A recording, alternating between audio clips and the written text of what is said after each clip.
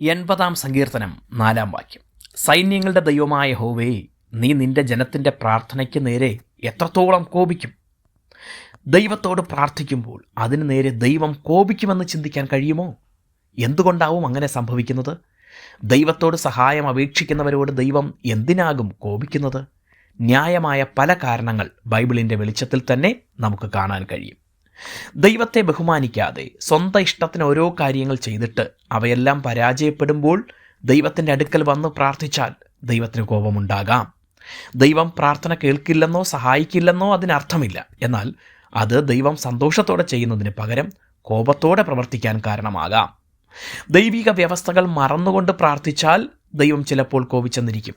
Israel ജനം ഒരു രാജാവിനെ നൽകിത്തരണമെന്ന് ശമൂവേലിനോട് പറയുമ്പോൾ കോപത്തിൽ ഒരു രാജാവിനെ നൽകി എന്നാണ് കാണുന്നത്. അവരുടെ താല്പര്യം ചുറ്റുമുള്ള രാജ്യങ്ങൾക്ക് രാജാവുണ്ട്, അതുപോലെ ഒരു രാജാവിനെ ഞങ്ങൾക്കും വേണമെന്നതായിരുന്നു. ദൈവം നൽകിയ ന്യായപ്രമാണപ്രകാരം ഒരു രാജാവിനെ തരണമെന്നായിരുന്നു അവർ പ്രാർത്ഥിക്കേണ്ടിയിരുന്നത്. പാപങ്ങൾ പ്രവർത്തിച്ചിട്ട് മാനസാന്തരമില്ലാതെ ദൈവം ഇതൊന്നും ശ്രദ്ധിക്കയില്ല എന്ന ചിന്തയോടെ ഒന്നും സംഭവിച്ചിട്ടില്ലെന്ന മനോഭാവത്തോടെ പ്രാർത്ഥിച്ചാൽ ദൈവം ആ പ്രാർത്ഥനയ്ക്ക് നേരെ കോപിക്കും.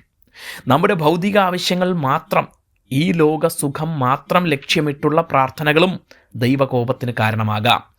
തെറ്റായതും അനീതിയുള്ളതുമായ വിഷയങ്ങൾക്കായി പ്രാർത്ഥിച്ചാൽ അതിനു നേരെയും ദൈവം കോപിക്കാം. ദൈവമക്കളായ നാം ദൈവവചന വ്യവസ്ഥ പ്രകാരം, ദൈവഹിതപ്രകാരം എന്ത് ചോദിച്ചാലും ദൈവം അത് തൻ്റെ മഹത്വത്തിനായി നൽകിത്തരും. ശലോമോൻ ജ്ഞാനത്തിന് വേണ്ടി പ്രാർത്ഥിച്ചതുപോലെ ശിഷ്യർ യേശുവിനോട് പ്രാർത്ഥിക്കാൻ പഠിപ്പിക്കണമേ, വിശ്വാസം വർദ്ധിപ്പിച്ചു തരണമേ എന്നൊക്കെ പ്രാർത്ഥിച്ചതുപോലെ ദൈവത്തിന് സന്തോഷമുണ്ടാകുന്ന പ്രാർത്ഥനകൾ നമ്മിൽ നിന്നും ഉയരട്ടെ. ദൈവം നമ്മെ അനുഗ്രഹിക്കട്ടെ.